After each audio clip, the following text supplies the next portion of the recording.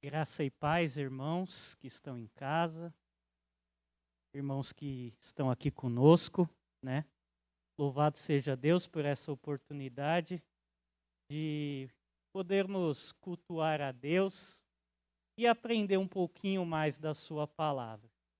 Então, sem perder tempo, abram a Bíblia de vocês no livro de 1 Coríntios, capítulo 10.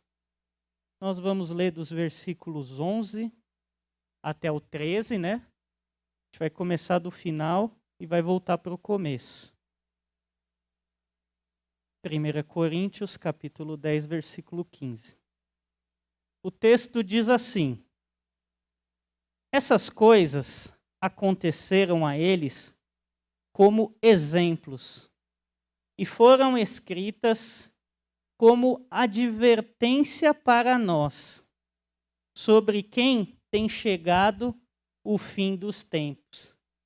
Assim, aquele que julga estar firme, cuide-se para que não caia. Não sobreveio a vocês tentação ou provação, pode ser, que não fosse comum aos homens. E Deus é fiel. Ele não permitirá que vocês sejam tentados ou provados além do que podem suportar. Mas quando forem tentados ou provados, Ele mesmo lhes providenciará um escape para que o possam suportar. Amém? Nós vamos falar desse texto, que é um exemplo da história de Israel, e não tem como falar desse texto sem falar um pouco da igreja de Corinto, né? Corinto era uma cidade portuária, importante no mundo antigo. Era a capital da província romana na Acaia. Muito populosa, né? Como era uma cidade portuária, vinha gente de tudo que é lado. Era um grande centro econômico e com muitos templos dedicados aos deuses gregos e romanos. Uma cidade moralmente corrupta. E Paulo foi para lá estrategicamente como missionário. E lá morou por cerca de 1 ano e meio. Uma curiosidade sobre essa cidade é que ela continha pelo menos 12 templos pagãos. Um dos mais conhecidos era dedicado a Afrodite, a deusa do amor, cujo os adoradores praticavam a prostituição religiosa. Então, uma cidade tão corrupta como Corinto precisava da influência purificadora do evangelho. E esta carta ela foi escrita por Paulo, depois de ter saído da cidade, com o intuito de combater a rebeldia, a imoralidade moral e sexual, as divisões e a falta de amor que tinham sido causadas pelo orgulho e pela presunção da igreja de Corinto. Além disso, também foi escrita para corrigir alguns problemas em relação ao culto e o modo de vida dos irmãos. Então, o foco dessa noite, nós vamos enfatizar o capítulo 10, mas do versículo 1 ao 13. Porém, o contexto é do capítulo 8 até o capítulo 10. Aqui fala sobre liberdade cristã no que diz respeito a comer carnes consagradas a ídolos. Como esse ritual de comer carnes consagradas era mais para aquela época, nós vamos focar mais na questão da liberdade cristã e no mau exemplo do povo de Israel.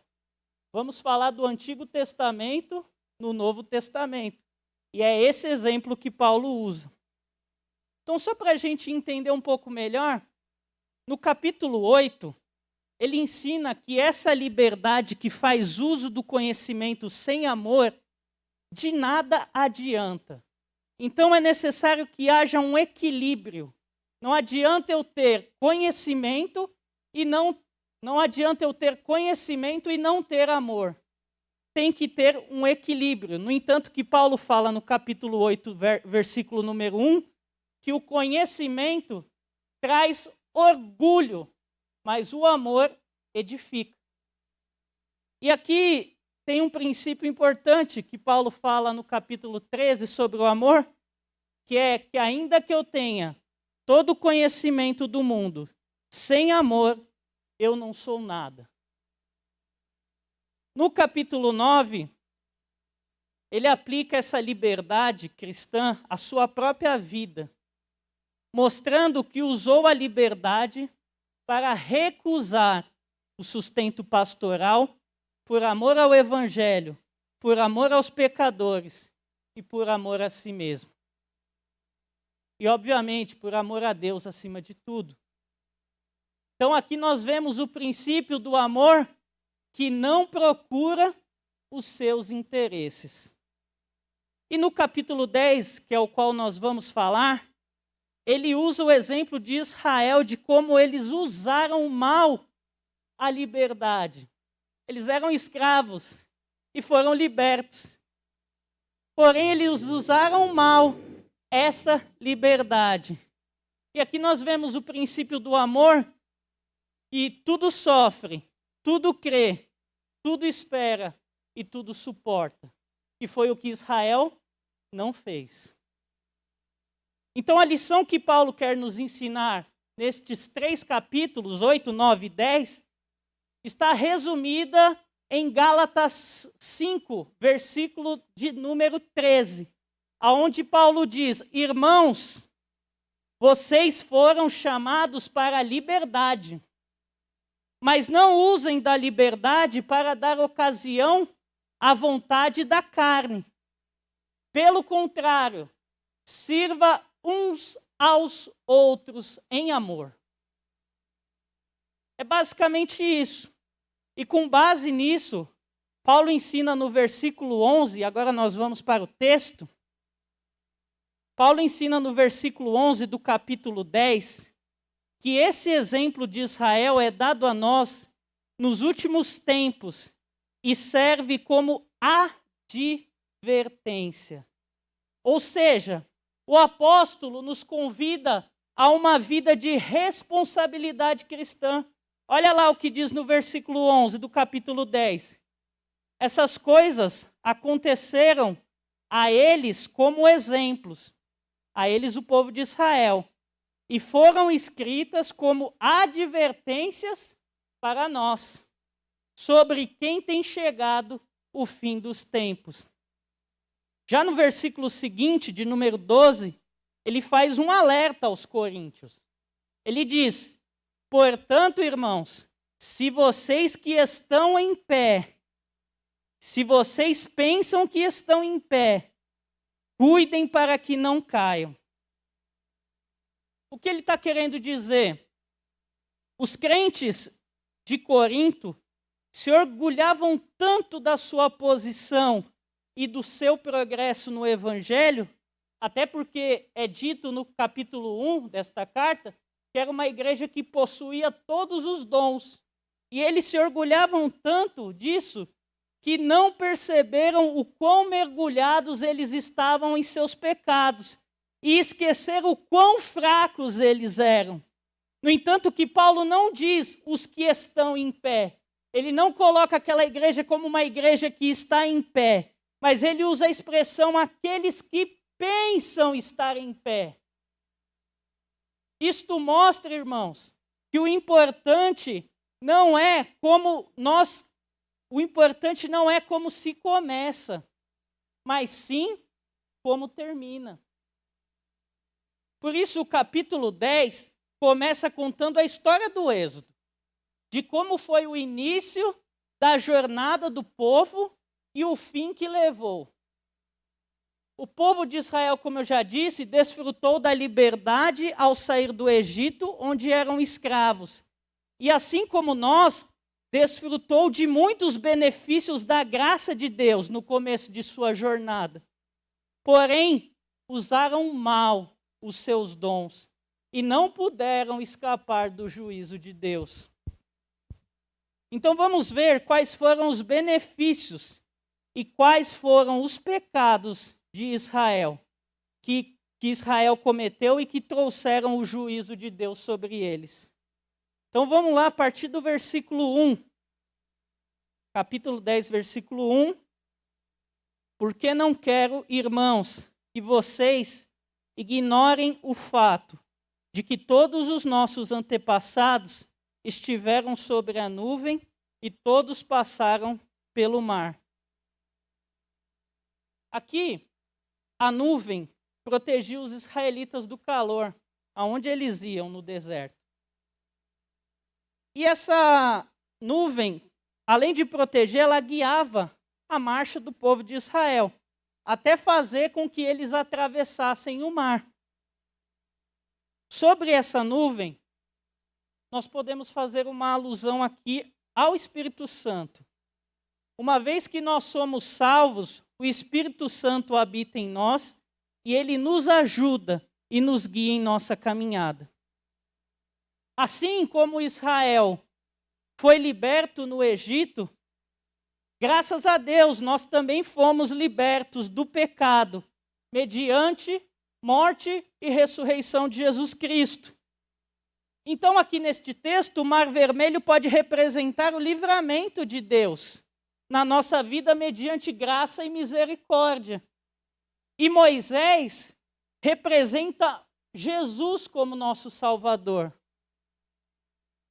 No entanto, que no versículo 2, note que diz assim: em Moisés, todos eles foram batizados na nuvem e no mar. Assim como Israel, que foi batizado em Moisés, nós recebemos o batismo em Cristo. E continuando, o texto no versículo 3 e 4 diz assim: todos comeram do mesmo alimento espiritual e beberam da mesma bebida espiritual, pois bebiam da rocha espiritual que os acompanhava, e essa rocha era Cristo.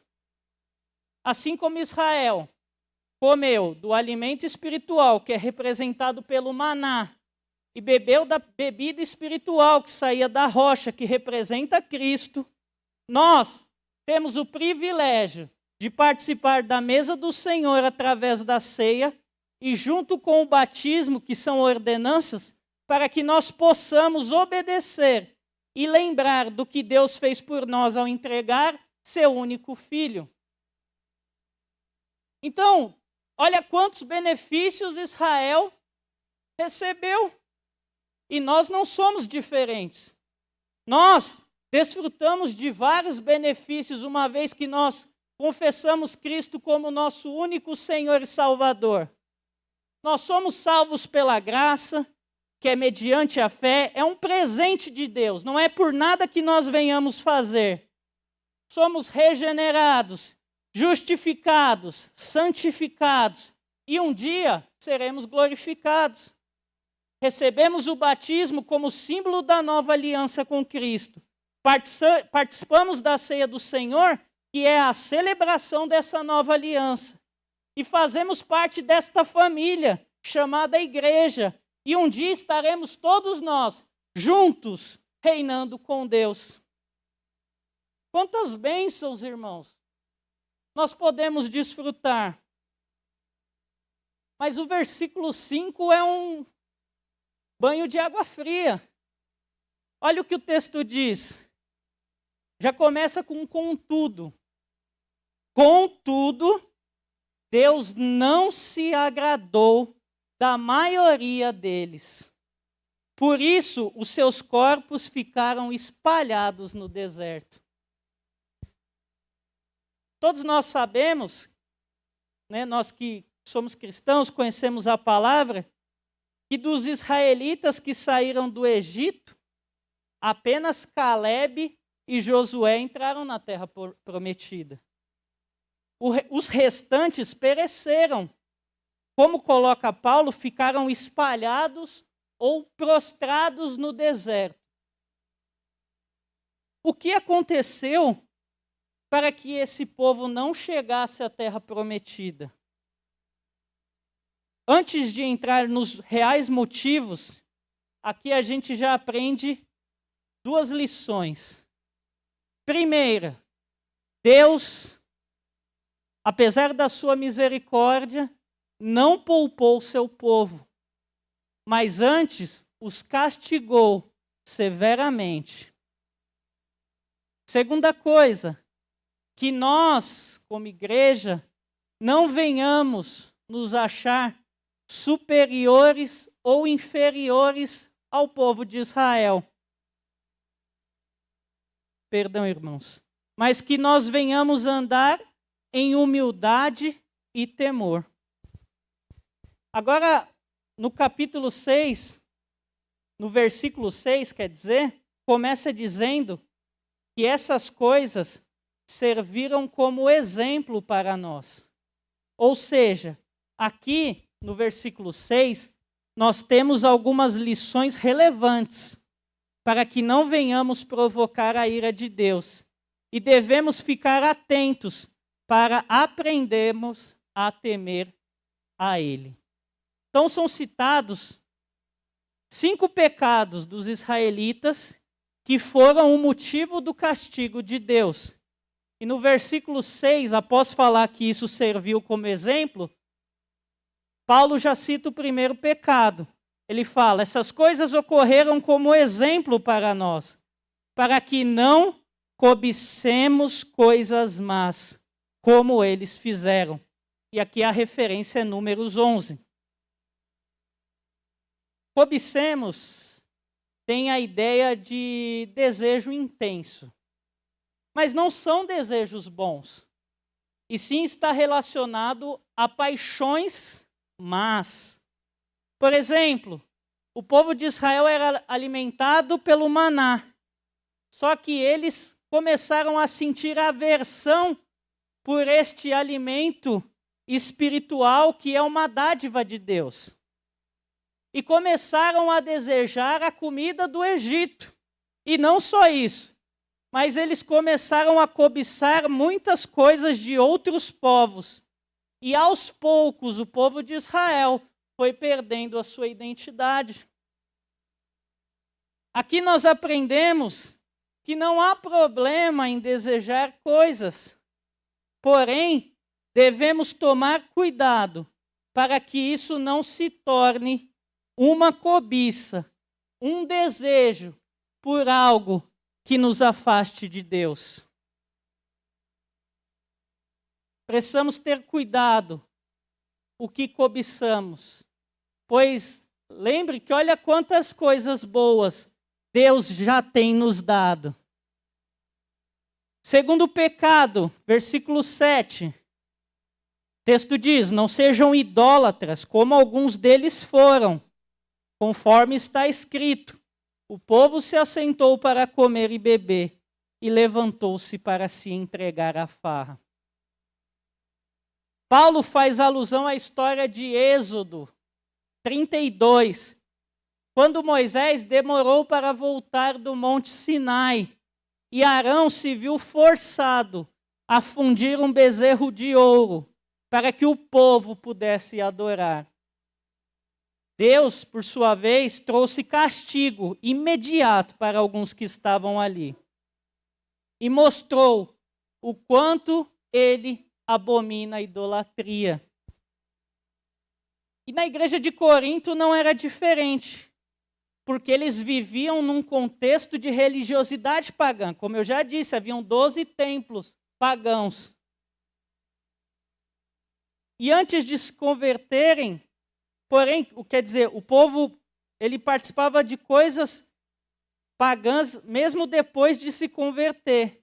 Continuavam a frequentar festas que tinham adoração a ídolos, festas sagradas, e muitas destas festas que o povo continuava a frequentar mesmo após convertidos, terminavam em devassidão, promiscuidade. Aqui, duas lições importantes.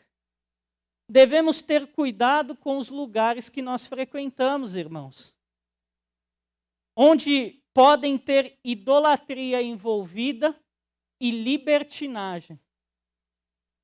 Segunda coisa, devemos ter cuidado para não criarmos ídolos, coisas que se tornam o centro da nossa dedicação e deixam Deus em segundo plano.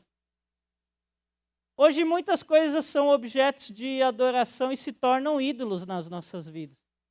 Às vezes até a nossa própria família, um filho, entretenimento pode ser um ídolo na nossa vida, futebol.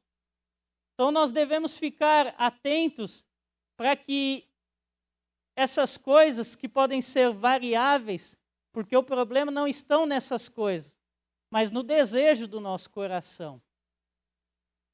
Então devemos ficar atentos. Terceiro pecado, versículo 8. Não pratiquemos imoralidade como alguns deles fizeram. E num só dia morreram 23.000. Agora aqui, a referência é a Números 25, onde os filhos de Israel começaram a se prostituir com as filhas dos moabitas, unidos com o deus Baal Peor. O castigo veio em forma de praga e por isso morreram tantas pessoas, como disse o texto. A cidade de Corinto era marcada pela imoralidade moral e sexual. Nos templos pagãos haviam prostitutas sagradas. Aqui é uma coisa que é importante a gente aprender, é que todo o contexto de idolatria leva à lascívia, que é sensualidade, desejos incontroláveis e luxúria. Por isso que 1 Coríntios 6,18, Paulo diz: fujam da imoralidade sexual. Nenhum outro pecado afeta o corpo como esse, pois a imoralidade sexual é um pecado contra o próprio corpo. Quando cometemos imoralidades sexuais, irmãos, nós pecamos contra o templo do Espírito Santo, que é o nosso corpo. Portanto, nós devemos vigiarmos nesse sentido, porque nós somos muito suscetíveis a esse tipo de pecado. Quarto pecado, versículo 9. Não devemos pôr o Senhor à prova, como algum deles fizeram, e foram mortos por serpentes. Olha quantas coisas estão acontecendo com o povo de Israel. Essa parte aqui da exortação refere-se à história que está em Números 21. O povo estava cansado da longa jornada e começou a se queixar da sua sorte e falar contra Deus. Eles começaram, estava tão bom lá no Egito. Poxa, tirou a gente de lá para sofrer aqui nesse deserto. Falta comida, falta conforto. Então aqui nós vemos qual que é a raiz desse mal. A raiz deste mal é a impaciência. Às vezes nós queremos antecipar a ação de Deus. Nós não nos colocamos sobre a direção de Deus, mas ao contrário, nós esperamos que Ele concorde com as nossas decisões. Então devemos aprender a esperar no Senhor e não colocar o Senhor à prova. Quinto pecado e último, versículo 10. E não se queixem como alguns deles se queixaram e foram mortos pelo anjo destruidor. Aqui, murmurar tem o sentido de resmungar, se queixar. Em Números do capítulo 14 ao capítulo 16, há alguns relatos sobre esta murmuração do povo de Israel. O povo, ele murmurava contra Moisés. estavam se irando contra Moisés porque Moisés estava seguindo as ordens de Deus.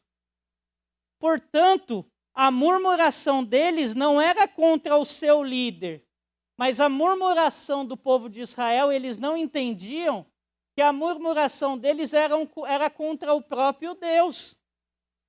Então aqui nós aprendemos que nós não devemos nos colocar contra os fiéis ministros de Deus. Vou repetir, fiéis, irmãos, ministros de Deus. Os infiéis, a gente tem que falar. Pois não prestaremos contas a homens, mas a Deus.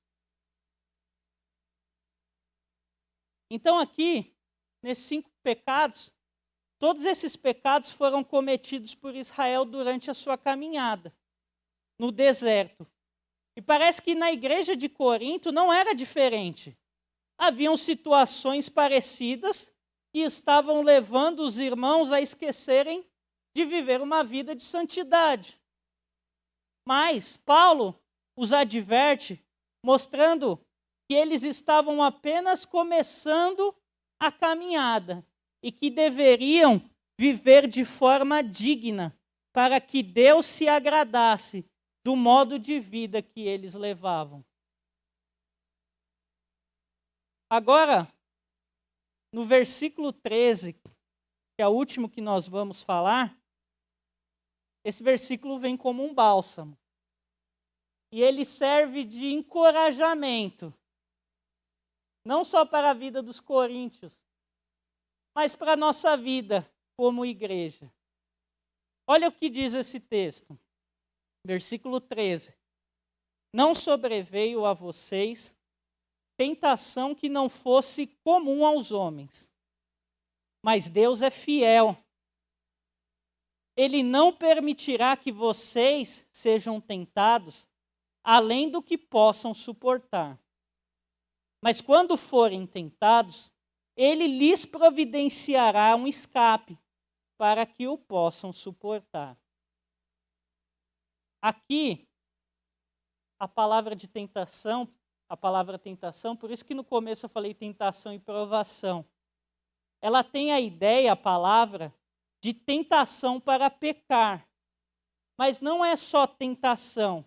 Essa palavra, no texto original, ela parece ter um sentido mais amplo.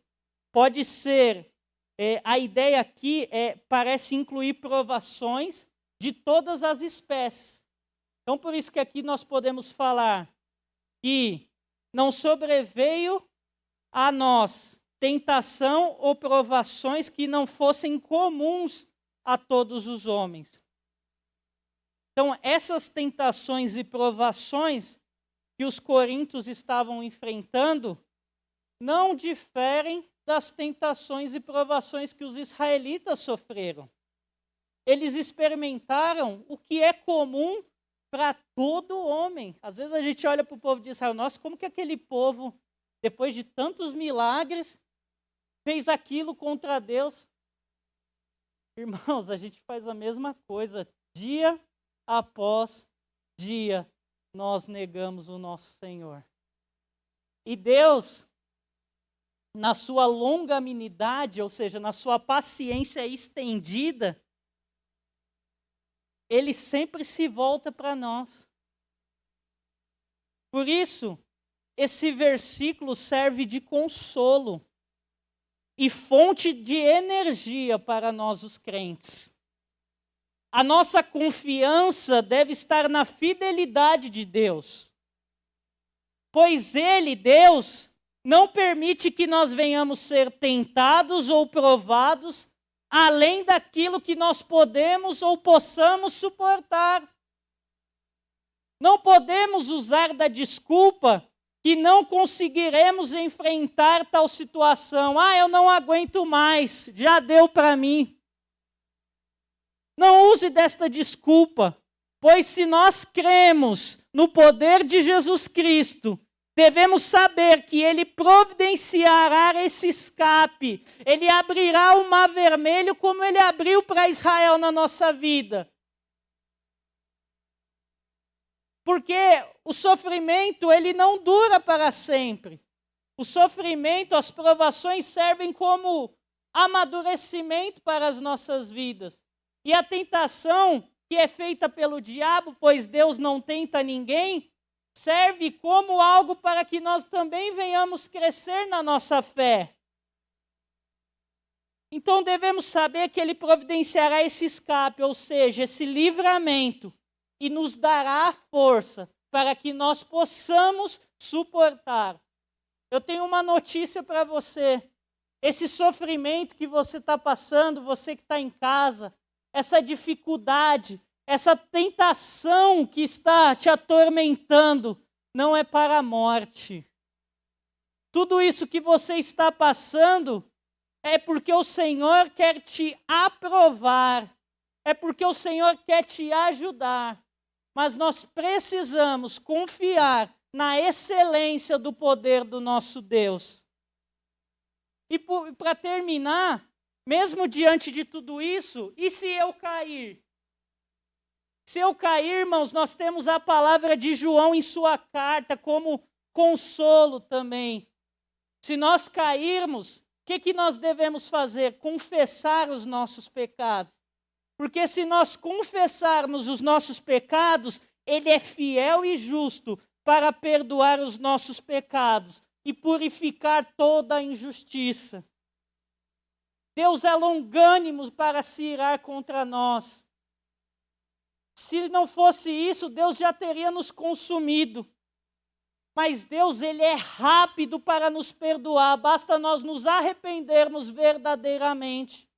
Porque um coração contrito e quebrantado o Senhor não rejeita. Davi cometeu homicídio, adultério, todos os pecados mais terríveis que possa existir. Muitas pessoas falam, como que Davi fez isso? Quem está em pé, irmão, tome cuidado para que não caia. Todos nós estamos suscetíveis a cair em tais pecados, em tais sofrimentos como o povo de Israel. Estes sofrimentos dos quais nós passamos não é porque nós somos mais bonzinhos ou mais ruinzinhos. É porque Deus tem um plano na vida de cada um. E em cima desse plano Ele precisa trabalhar na nossa vida. E nós precisamos entender esta soberania. Precisamos entender a vontade de Deus. Porque todas as coisas cooperam para aqueles que amam a Cristo Senhor.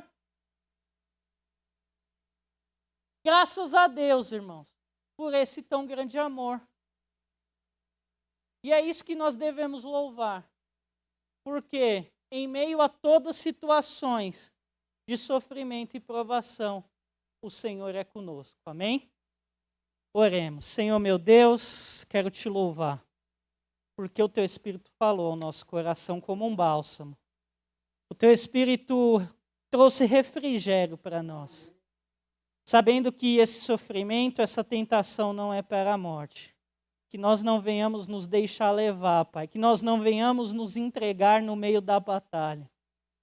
Que nós não venhamos, Senhor, permitir que o juízo do Senhor venha sobre nós, mas que nós venhamos, no poder do Senhor Jesus Cristo, nos reerguermos. Que o teu Espírito venha conceder força para o fraco.